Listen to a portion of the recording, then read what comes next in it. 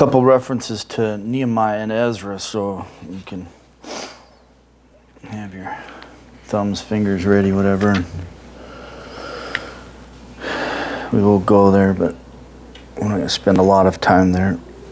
I think there's some important stuff in a couple passages there that are good for us to know in regards to intertestamental history.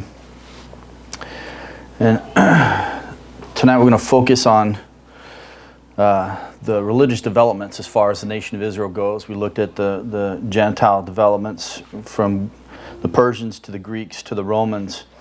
But tonight we'll focus on the Jewish developments, and we'll look back because a lot of the stuff started, the roots of some of these things developed during the time of the exile, but they really then became more fully developed during the intertestamental period. And so we'll look through most of them. Hopefully we'll get through everything tonight, but trying to just sort of trying to keep it a survey.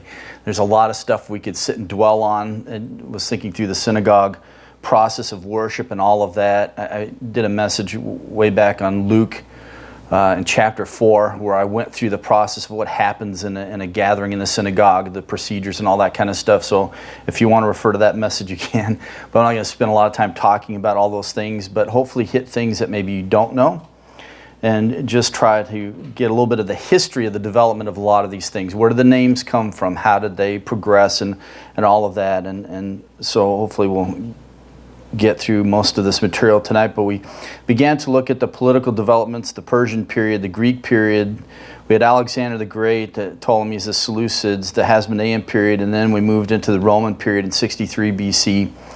And we talked about the religious developments that happened during this time, but I want to go back and sort of recap some of these things because I think it's important as we come into this section as we look now. But I love Eric Sauer. He's a German theologian, great writings if you can find them.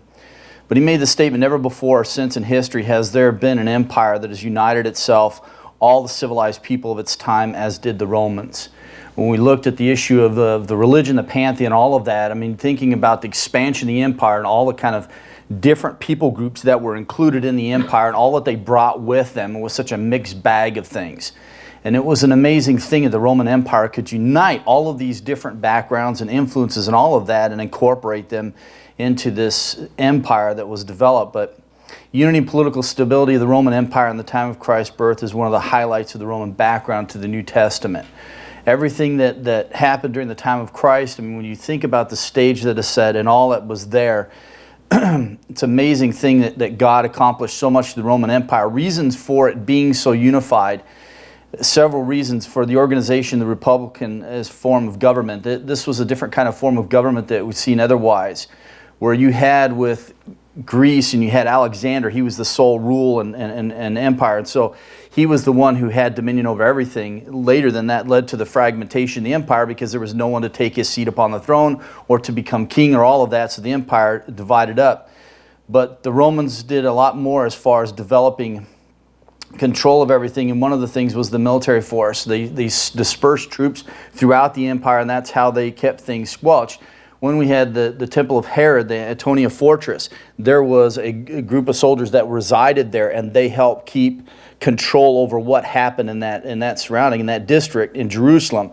And so when we find with Paul, when he was under persecution, when they were accusing him of bringing a Gentile into a place he was not to bring them in the temple, we find then the troops were immediately on the scene and took control of what was happening. And because that's how they kept control over the empire, was that they would spread out the force and they had soldiers dispersed throughout to keep things under control.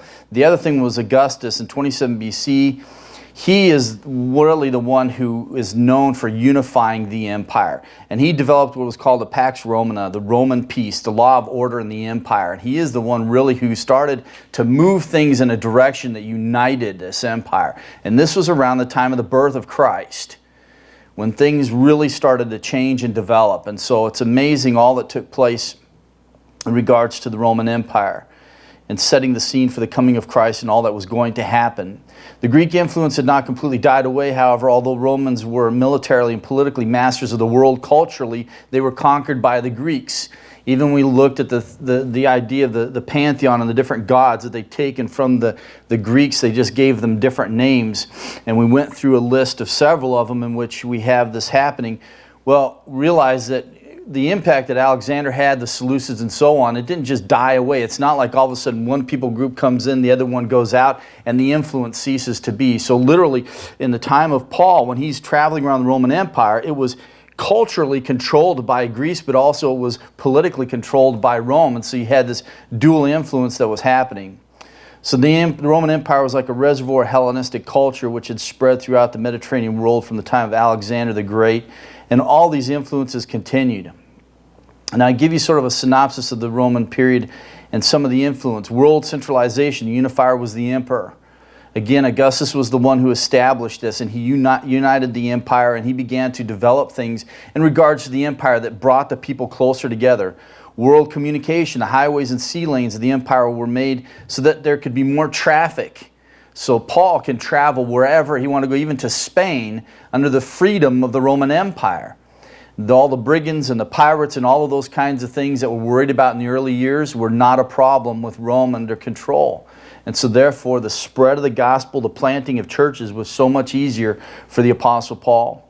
World peace, Pax Romana, this also guaranteed the freedom of movement throughout the empire, and also the world spiritual disorder, because we saw that there was this great mixture of all different beliefs that came together. So although there were some positive elements of the Roman Empire and its establishment, there were also some negative aspects, and that was the cauldron of different beliefs and gods and so on that were mixed together, philosophies and all of that.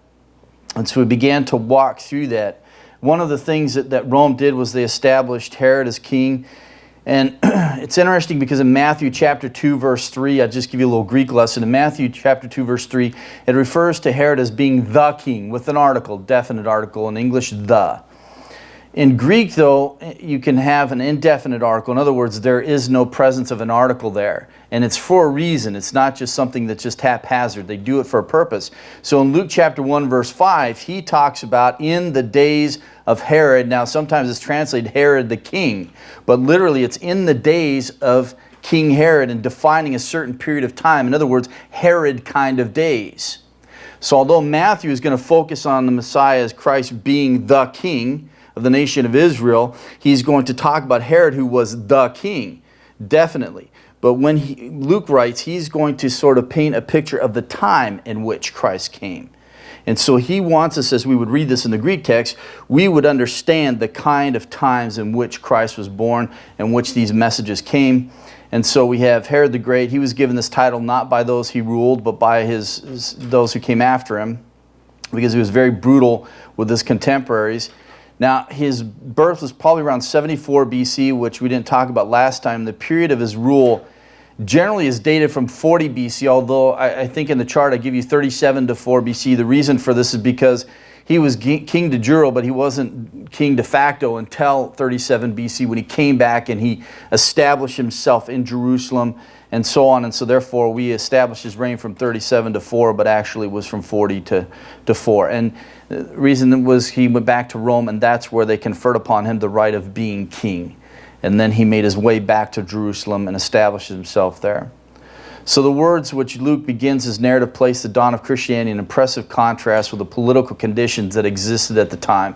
And if we know anything about Herod and his brutality in that, Luke wants us to imagine that. And the early readers, when they would read his gospel, he wants this in their mind as they read about these events. And again, Luke is presenting his gospel narrative as his historical fact. That's why we have all these historical notations. And it's interesting because there is a technique that he uses that's very Hebraistic, but he goes all the way through his gospel, but especially in the first 2 chapters, he refers to in the days of, or in the times of. And he does this throughout his work because he wants us to understand what happened in time and space, and for us to get a sense of what was the historical setting in which all of this took place. And so he's bringing these things before the reader's minds. So the prepositional phrase that Luke uses points to a dark, ominous, calamitous period in the history of the Jewish nation. Against the gloomy background, Luke now gives the history of the dawn of the new day in the life of humanity, the coming of Christ, which was prepared for by the advent of John the Baptist. So this is going to lead us then into talking about the religious developments. We looked at Rome, the Greco-Roman pantheon, and the vast amount of gods and deities that they had established there, incorporating them from other people groups and making them a part of this pantheon.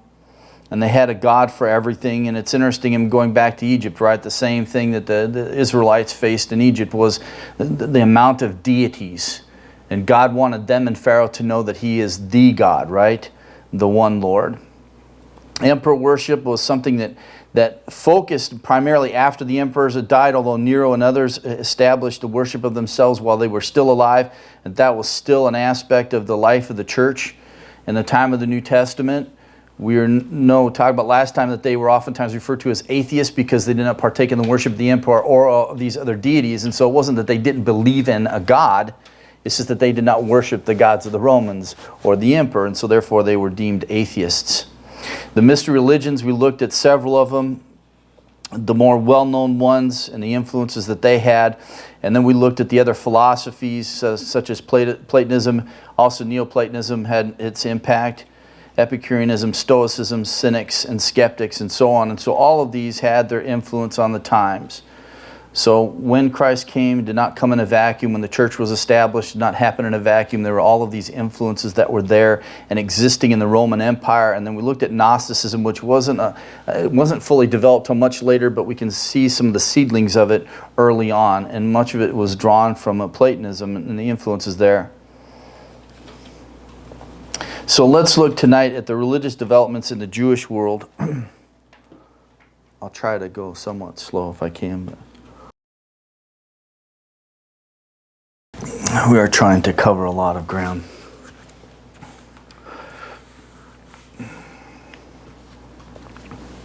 Josephus is a good place to go for some of these things. Just have to keep in mind, Josephus is writing with a bias. Much of his history was an intent on affirming the reality of Jewish history. And so it was more of a defense of the Jewish nation and their history as a people group. And so sometimes he tends to exaggerate.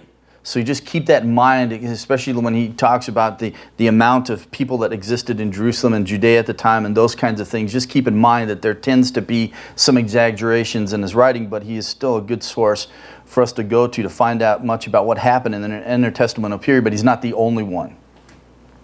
We can find out a lot about, even from Roman historians and Greek historians. There's so much that have been passed on that we have in regards to even the times of the New Testament to understand some of the things that happened. But primarily we're going to focus on the intertestamental period, and we'll begin with the Pharisees because most of us really know a lot about the Pharisees, or at least we know them quite familiar from the Gospels. But the name Pharisee comes from the Hebrew term that means to separate. So the Pharisees were referred to as the separated ones.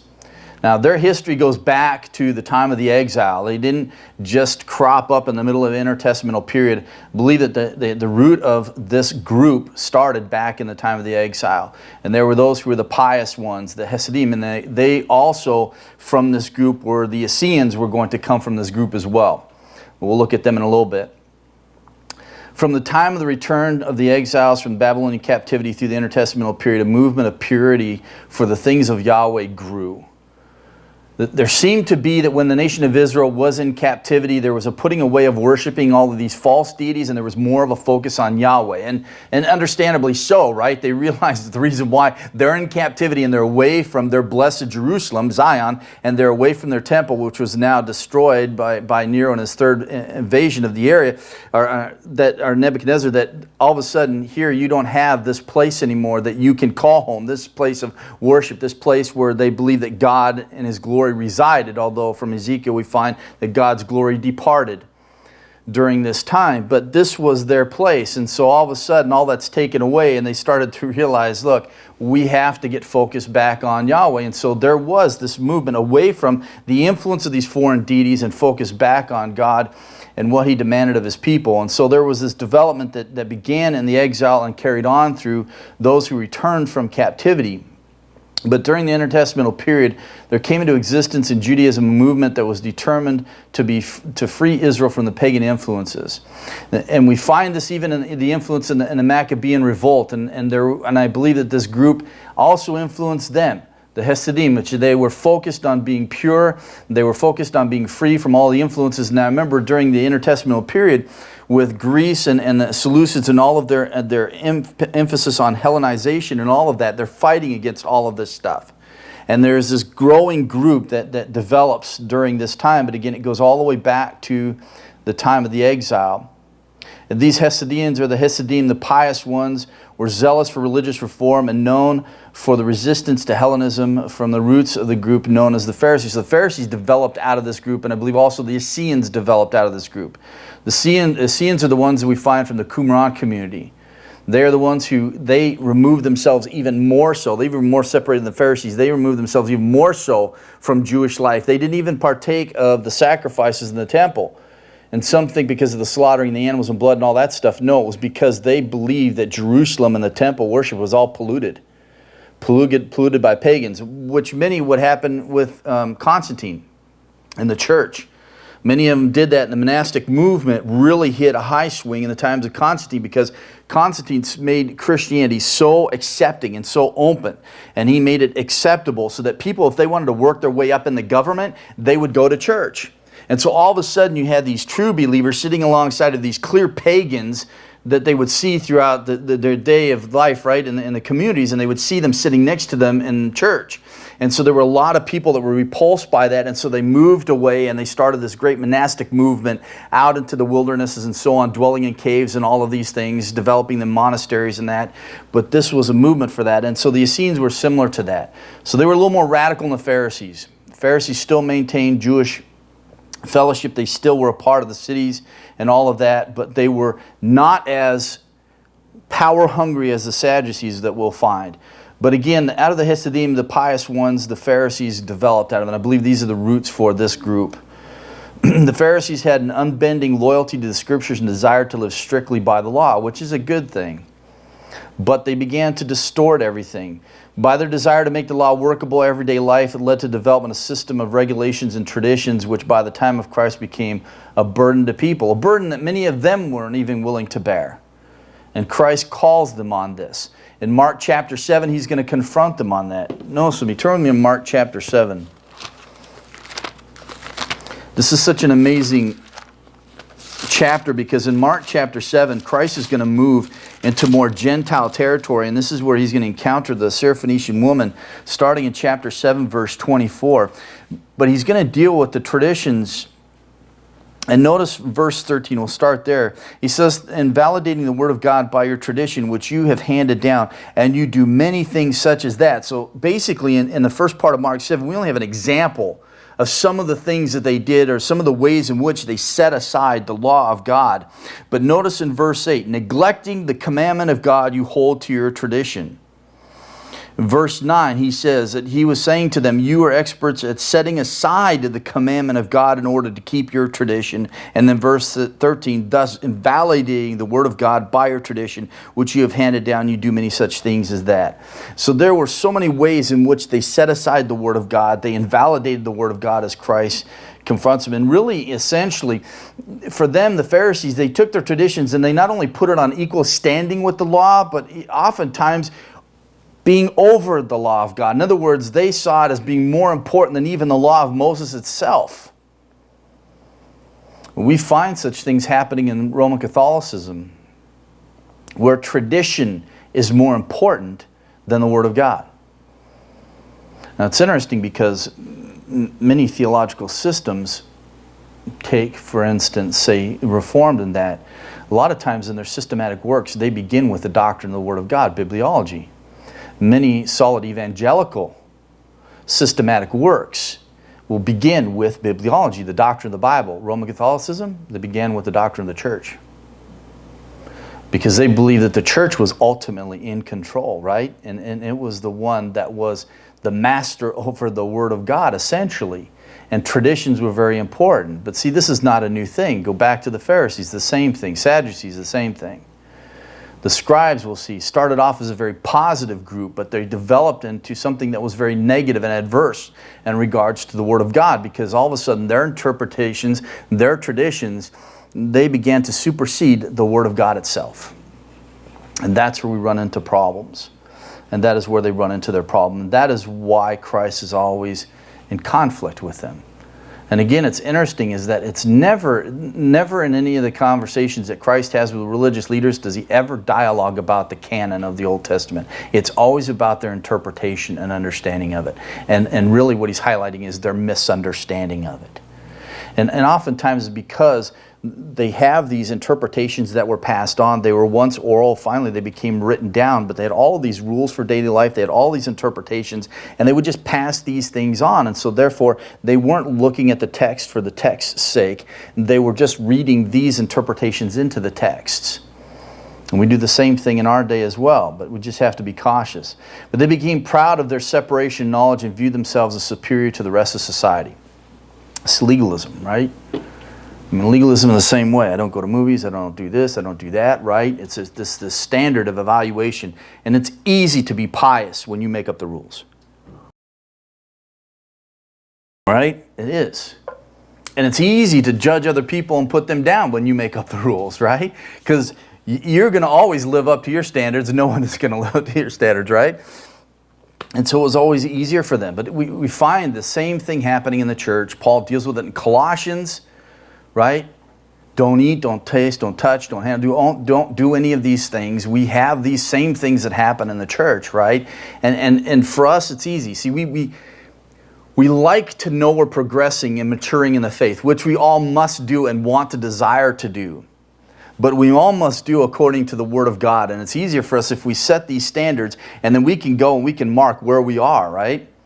Some of the Pharisees, they were so concerned with the good deeds outweighing the failures that they would sit down and calculate through the day how many good things they did, how many bad ones, and did they outweigh one by the other. They were so meticulous by these things, and this is how they viewed their maturity, when ultimately Christ points out they're so immature. But we fall into the same scenario sometimes. The actual number of Pharisees in the days of Christ was around 6,000, not being a very large group. But still, they wielded tremendous power in Israel because of the support of the people. The Sadducees were more political. The Pharisees were more about the people. And so there is this connection that they had with the people. And most of them were either middle class or lower. The Sadducees tend to be more wealthy, the aristocracy and all of that. So they tended to be more politically oriented. They had more money. They had more prestige. They were concerned with that. Less connection with the people. Pharisees had great connection with people. And they tended to be sort of down to earth in a lot of ways, although they were very meticulous in their holding to the law. Even the Roman rulers in Palestine were aware of the threat that they could pose, and so therefore they gave them freeway and latitude. They allowed them to handle things. They gave them great power and influence over what happened in their communities as so long as they did not undermine Roman rule. The Pharisees were mainly composed of the middle class, though a few were priests and Levites, and most of them were merchants and tradesmen. I did a class in seminary and I taught a class on the life of Paul. And I went through starting from his early years in Tarsus and all of that, and what we could understand from the time in which he lived in the city in which he lived, and walked through all of his missionary journeys and all that to finally the end of Acts. But it was interesting to focus back on, because there is some debate as to why Paul had Roman citizenship. That was not a typical thing. So there's debate as to why he had that. Some think that his grandfather, because Paul was a tent maker, that he learned his trade from his grandfather. It was passed on to his father, passed on to him. And likely his grandfather made tents for the military, and therefore they conferred upon him the right of royal citizen. And so therefore when Paul was born, he was born a citizen. There's possibility to that, but a lot of that's just really speculation. But again, when we look at Paul's life, he did know this trade, and this was what they were committed to as Pharisees. And Paul, being a Pharisee, they would know these kinds of trades, and that's how they would be able to make a living. And this also connected them with the people. They weren't this higher wealthy echelon, rich, and separated from the people, but they were amongst the people. Entrance into the ranks of the Pharisees was preceded by a period of probation from 1 month to a year, during which time the personal piety and zeal of the candidate was observed. So you would go through this rigorous scrutiny to be a part of the Pharisees. And again, they're the separated ones, and they wanted people who wanted to be separated from Hellenism and all of the influence of the time. And so therefore, they put a lot of pressure on those who really wanted to be a part of this group. They went under a great deal of scrutiny, and they would enter into these vows and make these vows to be a part of this group. And then when you're a part of that, they would take even more restringent vows when they were a part of that. But it's interesting because it makes me think of the Russian church. They used to do this. when someone would profess to come to Christ, they would make them go through a probation period before they could be baptized. So during this period, you were not considered to be a part of the church, although you could be at church, you could come, you could be at the different Bible studies, but they didn't consider you to be a part of the church. You couldn't partake of the Lord's Supper yet because you weren't a part of the church yet. But you had to go through, at that time, about 2 years, 3 years of a trial and testing. And so the people would watch you, the leaders would watch you, and then what happens is that you would come before the congregation, they would put it to a vote after this period of several years of watching your life and scrutinizing your life. If you made it through that, many people left the church because of it was so brutal, because you had people nitpicking every single thing you did. And so if you made it through all of that, the church would vote on you and say, do we think this person is truly saved, right? They would vote on that. That's what they're voting on. We believe this person is truly saved. And then if that went through the people, then they would go to the leadership, and the leadership then would vote, do we think this person is truly saved? And then it would go back to the people again. If you got through all of that, then you got to be baptized, and then you got to be a part of the church.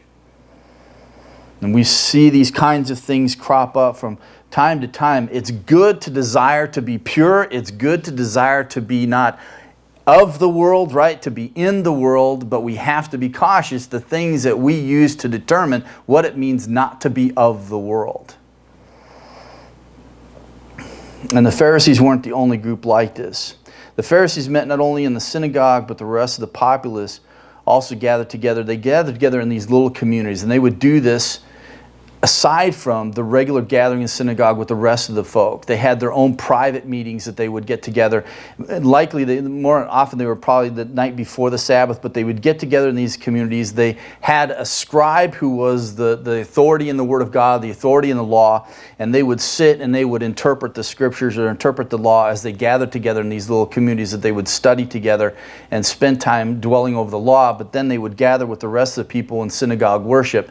But they would hold these meetings oftentimes the night before the Sabbath. They would get together and they would have this, and then they would meet with everybody else.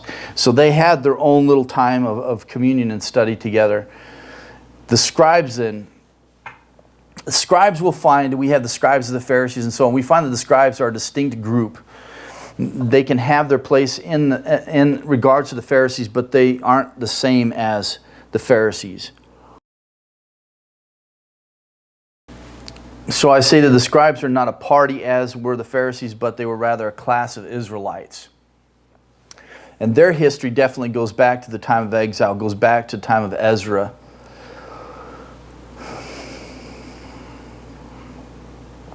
So oftentimes you hear statements like the scribes of the Pharisees. So you had the Pharisees, which was the sect, I would call it. The Pharisees were the sect, the Sadducees were a sect, but then they had their scribes in their sect.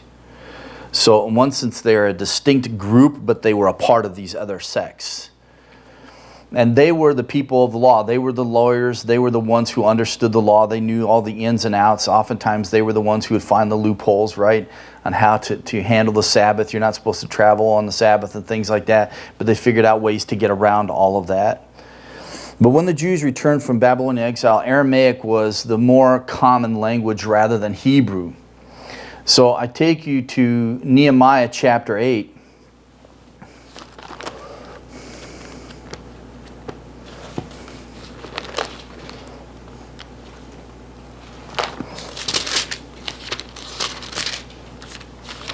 Because the starting of the scribes was a positive thing.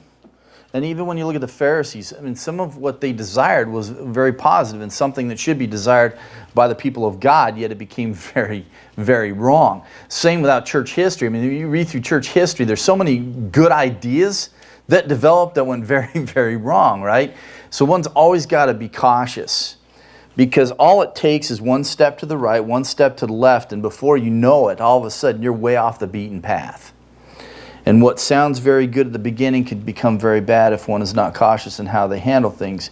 But beginning of the scribes and their existence goes all the way back to the time of Ezra. He was a scribe that lived, and he was a part of the return, the second return that came. Zerubbabel was the first, Ezra, and then Nehemiah comes back, and Nehemiah is going to establish or build the walls and so on. Ezra is going to come back, and he's going to bring the people back around the Word of God. And we find him referenced in Nehemiah chapter 8. And I come here because Aramaic became more of the common language of the people. They began to forget their own dialect. Aramaic was the language that the Chaldeans would use, the Babylonians would use. This was the common tongue, and so therefore it was something that they came accustomed to. So when they returned back to Jerusalem and they were going to establish themselves there again, they had forgotten much of their language. And so when Ezra is going to read to them from the law, he is going to translate it from Hebrew into Aramaic, or from Aramaic into Hebrew, so that they can understand their languages. The root parash here, which is a pual intensive passive in Hebrew, means to separate or to break up in this form, and it refers to the breaking up of the language while it is translated. So oftentimes I do this when I'm preaching. I think I used to do a lot more than in the past than I do now. I used to spend a lot more time talking about the Greek years ago than I do now, because I just realized not everyone's ready to go there yet. But when I do talk about the language, oftentimes I'll break it down and I'll talk about its passive voice, active voice, and I'll talk about if it's a number, if it's singular and plural. We looked about that the paralytic and healed. It wasn't a singular in the sense of, sin, but sins. So looking at these different things, well, this is what they did. As they read, he would break up, he would translate, and then they would explain it to them. And I think this, to me, is Ezra to me is like my example. I read Ezra 7:10 and his commitment to the law of the Lord, right? To study it, to search it out, then to live it, then to teach it. And for me, he's always that example I go back to. And he started off as a positive example, and he started off as a scribe, and other scribes followed in his footsteps. They were committed to the Word of God. They weren't just copyists, they also then became experts in it. And it's interesting because the more that I go to the text in the original language and study through it, the more you begin to understand things that aren't there in your translation, things that you begin to see. And the more that you're in it, the more that you become a master of it. And this was a good thing because they help preserve the purity of the text. Not only in copying it, but also teaching it to the people. And so their role was crucial. I wish more today were more concerned with maintaining the purity of it. It's interesting because even now we have a lesson. I joke around sometimes because oftentimes you'll pick up a advertisement for a Christian book distributor, and you see they got some new Bible that comes out. And the plethora of translations that we have in America is insane. It's just nuts. And it's like we just want this spirit-filled translation. They're all spirit-filled translations. You know what I'm saying? It's just crazy to me. But the majority of them aren't even translations. Because see, if we understand this text, they were sticking rigidly to what was there in the original, breaking it apart, making it sensible to the people, and giving the sense of what is there. And then the Levites would come around and explain or interpret it to the people so that they could understand the truth that was there. Translation is doing that. It's a word-for-word thing. Most translations that we call translations are what we call dynamic equivalents. They're thought for thought, and they're more interpretation than they are translation. And even in the more literal ones like NAS and King James, they also have their biases. Just have to be cautious. But this was such a positive thing back then. And there is a distinction. There's some that suggest that the term parash, it means merely just translating or interpreting, rather, or explaining or making sense or giving understanding to. But there is a distinction that is made between verses 8 and 7 in this particular passage in Nehemiah. There is a distinction between parash, which is translating, and interpreting, explaining, or understanding, which is bin, which is between. So there is a distinction that's happening here. And if you look at Ezra, starting in chapter 4, verse 7, similar term is used in the Hebrew text here, which would be in the Aramaic, which is related to it. In chapter 4, verse 7, it says, in the days of Artaxerxes, Bishlam, and so on. Notice with me, and the rest of the colleagues wrote to Artaxerxes, king of Persia, and the text of the letter was written in Aramaic and translated from Aramaic. The term translated here is the same term that we have in Nehemiah. And so they were translating the text and they were giving the sense, and then the Levites would come around and they would explain it to the people, interpret to the people so that they could understand the reading of it. I had a professor who grilled us on that when one preaches the Word of God, they should stick as closely to the text as possible. He even believed that when you read it, you should read it with the proper intonation and everything, because he believed that that's what they did in the process of communicating the Word of God. I'm not that great of a reader, so it's not going to happen. But nonetheless, I appreciate his commitment to, his zeal for the Word of God. And these scribes had that, and it was a positive thing. They were referred to in the Gospels as the doctors of the law or the lawyers. They knew the law. Over time, they became the experts in the law. Evidence indicates that the majority of the scribes belonged to the party of the Pharisees, but it needs to be noted that most of the scribes were Pharisees, but most Pharisees were not scribes. Not all Pharisees were masters of the law like the scribes were considered to be. They were not lawyers, and they were not doctors of the law. It was the scribes who formulated oral law which covered every conceivable matter in Jewish life. This is part of the formulation of the tradition. The oral tradition came as a result of the scribes and their work. And I give you this quote from Pentecost, and I think it's great. He says, "The scribes covered up the scriptures with their oral law and multiplied rules until they crushed out the Spirit."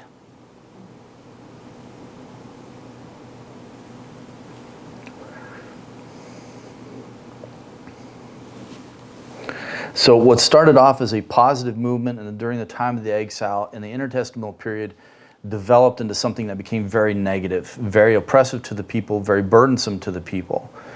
What can begin as a positive commitment can turn into a very negative one. The Sadducees, the sect of the Sadducees originated in the intertestamental period. The name Sadducee may have derived from the name Zadok, which is often written Saduk in Greek. And so some think this is where the name originated. However, this derivation is questionable in that when they show up in history, they do so as supporters of Hasmonean high priests.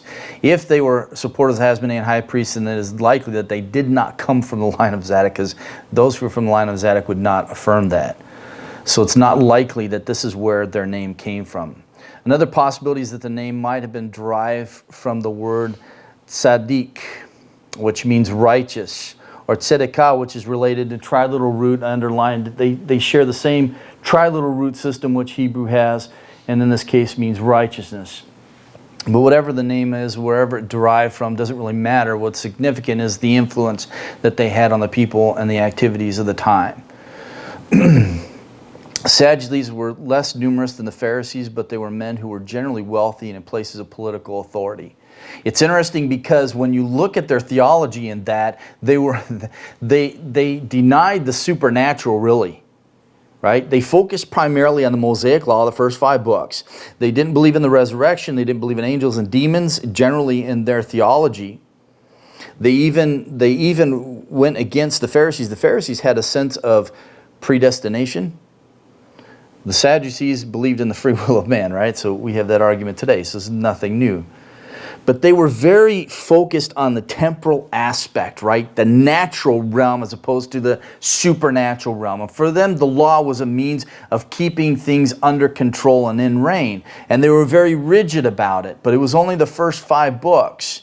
And they suppressed this idea of the supernatural. So you can start to see where they focused on wealth. They focused on political power. Everything that they were about had to do with right here, right now, as opposed to the Pharisees.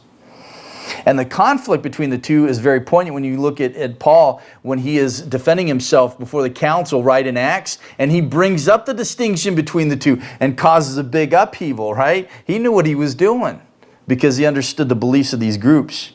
The party of Sadducees included high-ranking priests and wealthy lay nobility. The close relationship between the priests and the Sadducees can easily be traced back to the intertestamental period with John Hyrcanus. This is where they really began to show up on the scene historically, was during this time period, and they were connected with John Hyrcanus. The Sadducees possessed a great deal of political power, and because they had so much prestige, power, wealth, and they didn't want to lose any of this. They didn't want to lose their positioning. And so therefore they were willing to make concessions with Rome, and they were willing to work alongside of Rome because they wanted this place of power. So although they were a small group, they were a very influential group, because they had the backing of Rome, more than the Pharisees. Because remember, the Pharisees were separatists, And they did not want to be connected with Rome. They didn't want to be influenced by them politically or spiritually or otherwise. And with the Sadducees, they didn't mind making those concessions. They refused to accept the oral law developed by the Pharisees. They seem to have limited the full authority of the Scripture to the 5 books of Moses. They generally did not believe in angels, demons, resurrection, or even a coming Messiah. So for many of them, they weren't even looking for the coming of the Messiah, right? Which in one sense you can understand. There are elements going back to the law that looks forward to, right? The promise that there will be another prophet who is going to come. We understand that to be pointing forward to Christ, right? But when you cut out so much of the Old Testament scriptures, so much about the coming of Messiah, so much of what is going to happen when he comes, Isaiah and all of that, right? There's so much that they are now not working with in regards to God's revelation of what's happening. And so there's no surprise that for many of them, they weren't even looking for the Messiah to come. And again, part of it too is because they're so rooted politically that they didn't want to see anyone else coming to rule, right? They had their positions, they had their prestige, they had it from Rome, they were in with Rome. Why shake things up? So they weren't known for being ones to stir the pot. The Pharisees would, the Sadducees would not. As a sect, they ceased to exist after the destruction of the city of Jerusalem in AD 70.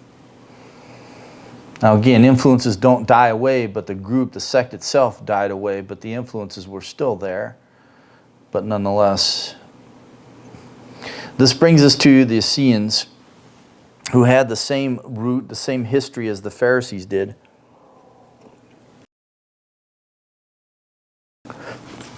So although here I say that they developed, originated during the Inter-Testamental period, the roots go back to the exile.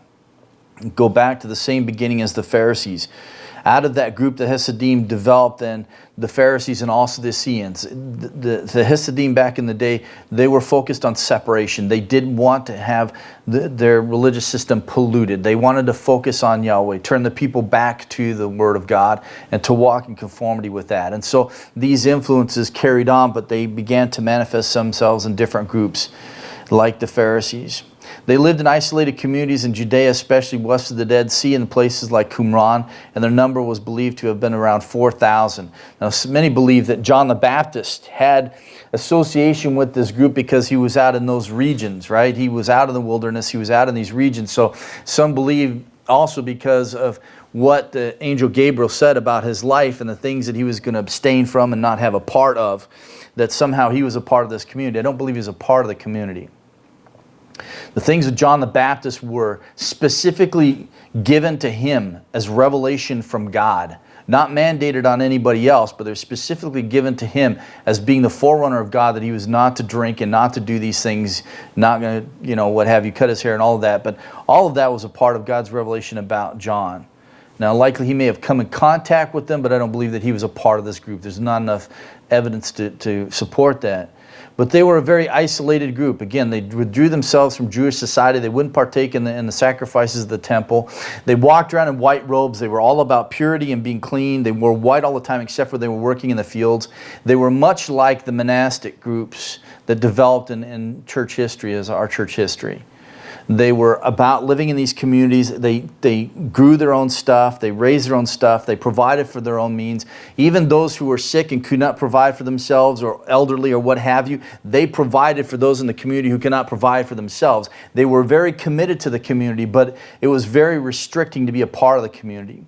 The root of their name, from the Greek esinoi or esioi, is thought to be some come from the Greek, which means holy, which is very understandable. Again, if they came out of the same group as the Pharisees, which I believe they did, out of the Hasidim, that there was this piousness that continued in this group just as with the Pharisees.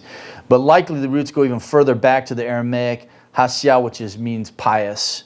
There's strong support for the root of their name coming from Aramaic asia, which means healer, which looks at Philo and different things that he makes reference to. He refers to the Therapeutai, which were the pious, was a group in Egypt, a group of Jews in Egypt. And so Philo makes reference to them, and likely people think that he is referring to the Essenes and how they started and moved out, and they were the same group as we find in regards to New Testament. Possible, but I don't know. But I just give that to you.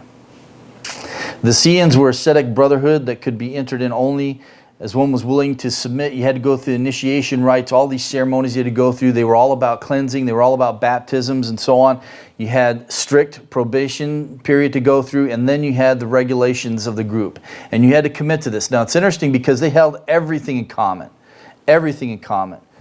They, let's skip down here.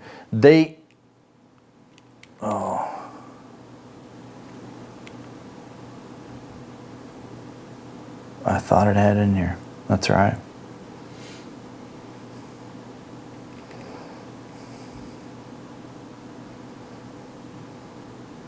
That's right. I'll go back. Anyway, so they were focused on abstaining from everything, being more separatist than the Pharisees.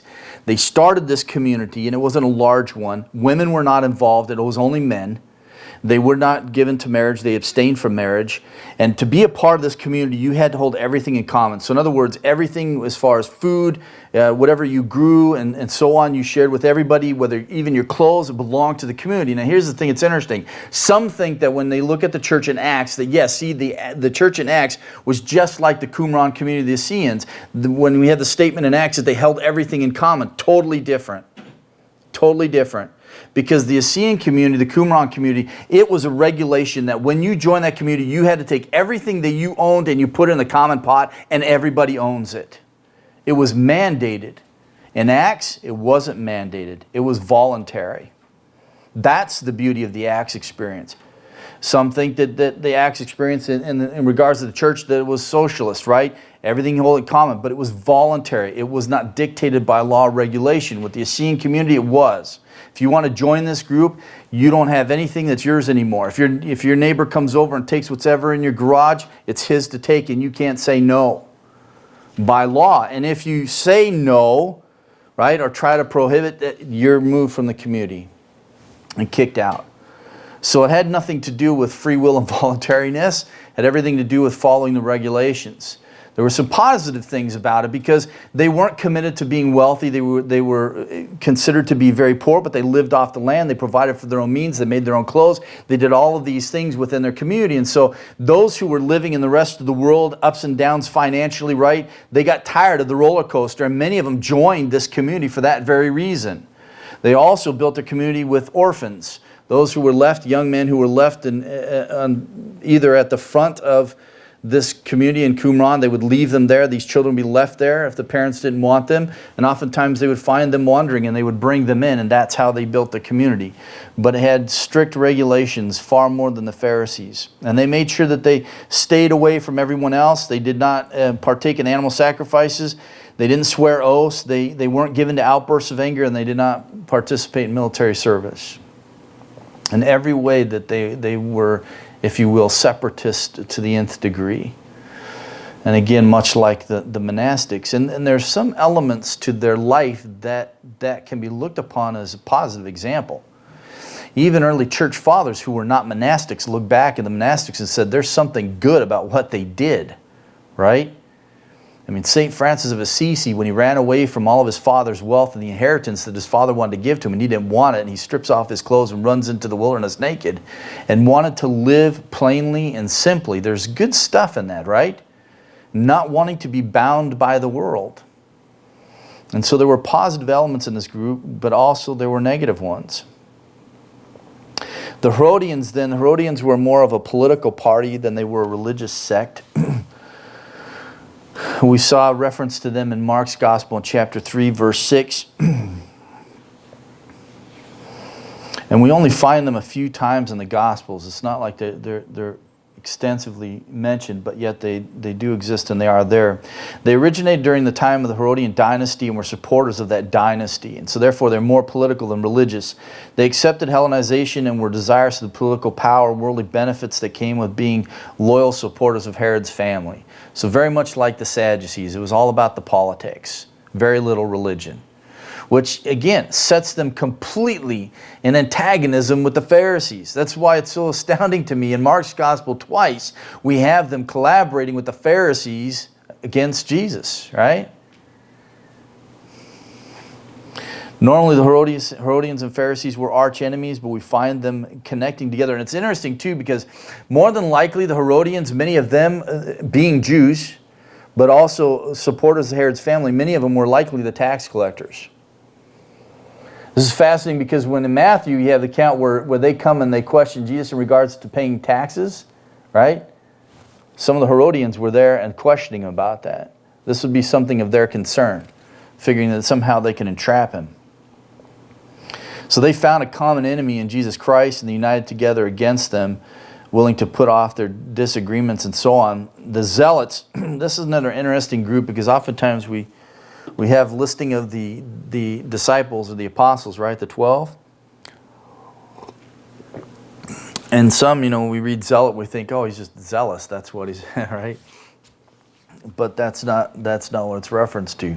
Zealots were another distinct group. The Zealots were a group who advocated the violent overthrow of Rome. They were anti-Rome. They were anti everything that was happening. And I think that they are the group that we'll talk about in a minute. But there was a group of assassins. And they were known for the short sword, the Sika, which they would use to go around and they would perform these assassinations on Romans and Roman supporters. And I believe there's a connection between the Zealots and this group. But the party of the Zealots is described by Josephus as the fourth philosophy among the Jews and is believed that they were founded when Judas the Galilean stirred up a rebellion against Rome in AD 6. Not a major group. There weren't a lot of them, but nonetheless, they were zealous. Go back to the days of Maccabees. Very much the same idea of guerrilla warfare. Let's get out of from under the boot heels of Rome and let's fight, which is very fascinating. I mean, when you think about the disciples, right, and the apostles, the 12 that are chosen, who are going to go and be representatives of the kingdom of God, right? You have Matthew, who is a tax collector, who is likely connected with the Herodians, who was a Jew, sold out his people and his religion and all of that, and considered to be the worst of the worst as far as the Jews were concerned, as being such a sellout. And then you have the zealot who were so about the nation of Israel, so wanting to see him set free from Rome, and you have these two completely diametrically opposed. Come together now and going to serve the kingdom. It's amazing truth, because when you look at that, and I often think about that, when you think about those in ministry, these are not people that we would pick. We would not sit there and say, okay, I've got a kingdom plan and I want to see it carried out, and these are the guys I'm going to choose for the mission, right? We're not going to choose fishermen. I'm not going to choose tax collectors. I'm not going to choose a zealot, right? Guys that are going to quibble and fight with each other, but these are the ones that Christ chose. So oftentimes, I'm reminded in ministry, the ones that you think, are going to be the ones to do may not necessarily be the ones to do. Yeah? Which is very fascinating that in Luke, Christ spends the whole night in prayer before he calls the disciples together and chooses the 12. And even Judas was a part of that choosing, right? It was necessary for him. The Zealots opposed the payment of tribute by Israel to pagan emperor on the ground that they believed this was treason against God. So again, we can see why there would be a conflict between them and someone like Matthew or Levi, right? And even though he walked away from that, still his whole life was around that. I mean, this is just even more amazing. When Levi has his tax collector friends and so on gathered together for a party at his home, a dinner, and invites Christ to come and the other disciples, right? You're going to get together and all of these people, and then you're going to offer this great gift, right, to them to be followers of Christ. The term Sicarii, which appears in Jewish literature and its root was Latin, carrying the idea of assassins. It is applied to a Jewish group of radicals who used the Sika, which is a short sword, in their hit-and-run assassinations of Roman sympathizers. And likely these two groups could have been connected together. I think that there was a sense in which they were connected together, but clearly, historically, when we read about the two groups, they had the same focus, and that was the removal of Rome from Palestine. I think there is some connection, and it's interesting because one of my favorite shows I like to watch, they had an episode where they had a guy who was Sikh, and he actually carried the short little dagger sword inside his jacket pocket. So they still exist, this particular group. The Zealots were responsible for a number of revolts in the first century, and their activity led to the Roman wars of AD 66 through 70, and this is when Jerusalem fell. Titus was finally the one to come in and conquered Jerusalem. They destroyed everything, tore about it. It's just amazing. Herod goes into this building program, right? Starting in about 19 BC, he starts to develop the temple. He wants to appease the Jews, and so he's going to expand the size of the temple in Jerusalem. He adds on the court of the Gentiles and all these things, and then the measurements far exceed that of Solomon's temple or even when they first returned. So Herod is going to do this. He finally finishes the building of the temple, and all of a sudden you have the revolts come. It's finally going to be completed, and then the revolts come, and then all of a sudden there's destruction in AD 70. Past traces of the group are held out for about 3 more years in the stronghold of Masada. So even after the Roman wars, even after the destruction of Jerusalem, there was still a group of holdouts who were at Masada, and they lasted another 3 years before they were all killed or committed suicide.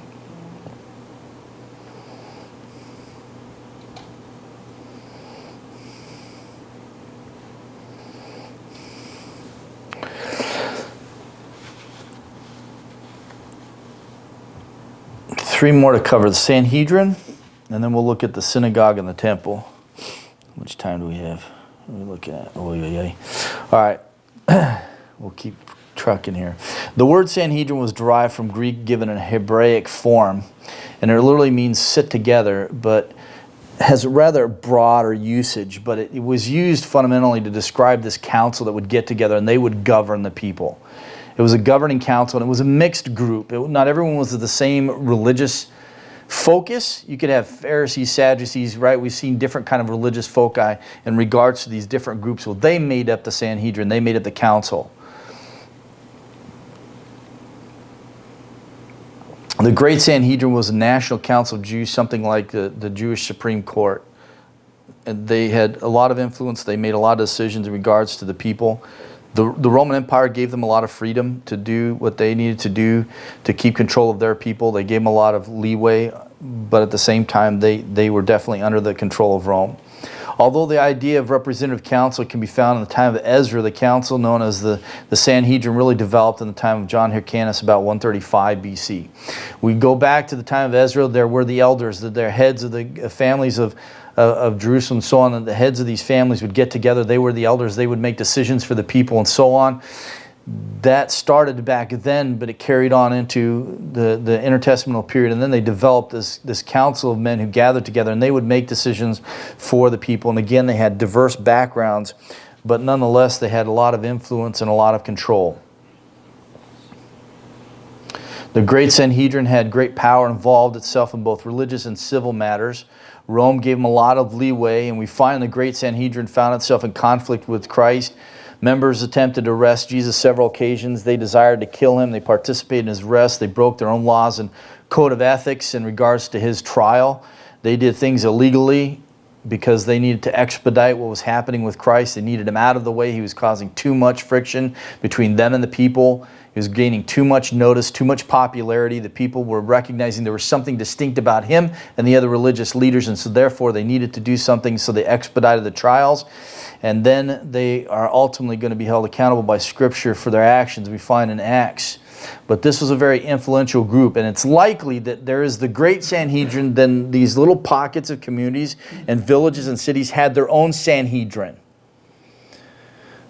So that's why I refer to it as the Great Sanhedrin. That was the one that oversaw all of them, but there were likely in all the different towns and cities, wherever they had enough men to gather together, they had their own group that would oversee that particular town, that particular city, but then you had the Great Sanhedrin that spoke and had control over all the people and situated in Jerusalem.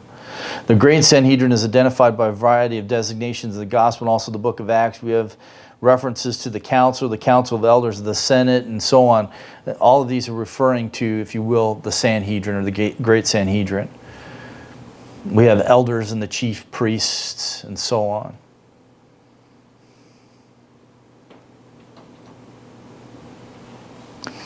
The elders were men from leading families in Judaism, many of whom trace their roots back to the days of Ezra. And again, this group continues on into the time of Christ, having great influence over the people, making a lot of the decisions, not just religious, but also civil in regards to the people. And it's interesting to watch, the accounts where you see, like even with the Apostle Paul, right, when he's hauled off and he's getting beaten in front of the Roman leaders and they let it go. They allowed the Jews to do much in regards to their own people, and they allowed this council to function and to make decisions. They could not give the death penalty, although they wanted to, and I think in some senses they allowed them some latitude in that, but when it came to Christ, they still had to go through Pilate, right?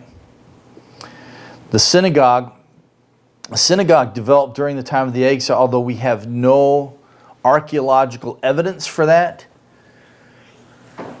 But in the intertestamental period, we have a lot of archaeological evidence for synagogues and their existence, and even in the time of the New Testament times, the time of Christ. By the destruction of Jerusalem in AD 70, it's suggested by one writer there were 450 synagogues in Jerusalem, even after the destruction of the temple and so on. I think that's an exaggeration, but at least it's enough to tell us that they had a significant place in the life of the Jewish people in those times. They developed during the intertestamental period, but I think it goes back to the time of exile. If you look in Ezekiel, there's several references in the fact that the elders and the religious leaders gathered together in his home to discuss things with him, and I think that's where it began. Likely they then started designating certain houses as places to meet during the time of the exile, but then when they moved back to Jerusalem and they began to disperse, the diaspora, and they began to spread out, they started establishing these official synagogues, these buildings in which they became the house of worship. And they would get together to study the law and worship God, but they still then went to Jerusalem for temple worship. But it's understandable when you look at the exile, when they no longer have the temple any longer, they can't go there to offer up the sacrifices, they can't go there to celebrate the feast. Now all of a sudden there's more of a focus on the study of the law. And you can start to see how this would have developed. The other thing that's very fascinating is that before the time of the exile, really the religious element was a communal thing, right? Because oftentimes when you went to worship collectively as all the people. There wasn't a whole lot of personal devotion or personal study of the law. But during the exile, this began to develop. You've got no temple to go to. You can't necessarily gather corporately like you used to do back in the land, right? In the promised land. Now you're in a foreign place. You can't gather like you used to do. So they would gather together in small pockets of communities and they would get together and study the Word. And they began to see this development of this personal study of the law in regards to the people. But likely this is where it began, where they would convene in the home of Ezekiel, and then they would start to designate other areas. But during the intertestamental period, later and into the time of Christ, you can find that synagogues were everywhere and they were a part of the everyday life. Some of them were very elaborate like this one, but nonetheless they existed. Likely this one's found in Capernaum. Likely this is built on the foundation of the one that Christ might have worshipped in when he was there in Capernaum. There's a sign, I think, that refers to this as the White Synagogue, the Synagogue of Jesus, but I don't think that this structure itself is the one. Oftentimes, they would build them on the highest point in a city or a village. If they could not build it on the highest point, like on a hill or something like that, somewhere that's elevated above all of the other buildings, then they would put a spire or something going up that would extend it beyond the heights of the other houses and so on, because they wanted everyone to understand that this was the place where important things took place, that were over anything else that could ever happen in the community. And so either they found a hill that rose above everyone else in their residence, and they would build a synagogue there, or they would have a spire that would stick up, and therefore it would stand out. They would gather together in these places for studying law. There's a picture of women in here, but actually women were not allowed to be there with the men. They had their own synagogue worship. Women and the men were distinct. The young men were trained in the synagogue. They were taught the law up until age 12. And then if they were to go sit at the feet of a rabbi and study at his feet, as Paul did with Gamaliel, then they would do that. But in the synagogue is where the young men were trained. The young women, the girls, were trained at home with their mothers. So when the men would get together, it was just the men. The women have their own time. And when you come into the synagogue, there was one who was a synagogue ruler. He was referred to as the Chazan. And he had control of the scrolls, and so they would have a box that have all the scrolls that have the scriptures. And it was very important. So the Chazan would have control over that. So when they would have worship service, he was the one who would take out the scroll, hand it to whoever. So we find this account in Luke's gospel with Christ when he's there in the synagogue. He is handed the scroll. He unrolls it. He reads from the passage in Isaiah, rolls it back up, gives it back to the Chazan. He takes it back and puts it in with the rest. And so each synagogue would have this ruler of the synagogue. And that was his task. His task was to light the lights, to make sure everything was set up for the people when they came. And his task was also to make sure that the scrolls were cared for. They were presented during the time of worship and time of the law, but then they would be put back. And that was his task. And normally the Chazan had no responsibility as far as teaching. It was always the rabbis. If someone was traveling like with Christ and Paul, and they were well-known teachers, they were allowed the freedom to come in and to speak and to teach. And usually they had to be well-known. They didn't always, although it was known that they would do it at the time, but they didn't always just allow just anybody to walk in and start teaching. But if they had a reputation, they were known for being a teacher or being a rabbi, then they would allow them to speak and to teach the people. But there was a set order to the process of worship. And some think that even the order of the church that we find in the church today, some of those elements they think, well, we derive those from the synagogue. The temple then, being the central place of worship in the Old Testament, when the exiles came back and they returned to the land, they began to build the temple. They built the walls around the city. Well, Herod is going to come in about 19 BC. He's going to expand the temple. And he's going to enlarge it far more than it ever imaginable. And with the days of Solomon, primarily the temple consisted of just this area here. The holy place and the Holy of Holies, and that was it. There were the elements that were outside and so on, but all of this area out here, all of this out here, and the courts out this way, all of this was developed by Herod. The Antonia Fortress, all of that. So he expanded it, and he was committed to doing this, and it was interesting because they had about 18,000 laborers worked on the temple nonstop. And it was said that there was so much gold and stuff involved that you could stand far off and see it gleaming in the light of the day of the sun. But it's interesting because the particular court, it's interesting that Paul was accused of. So out here you had the court of the Gentiles, court of the women is in here, court of the men of Israel is in here. So women were allowed in this point. Gentiles were not allowed beyond this point, this barrier right here.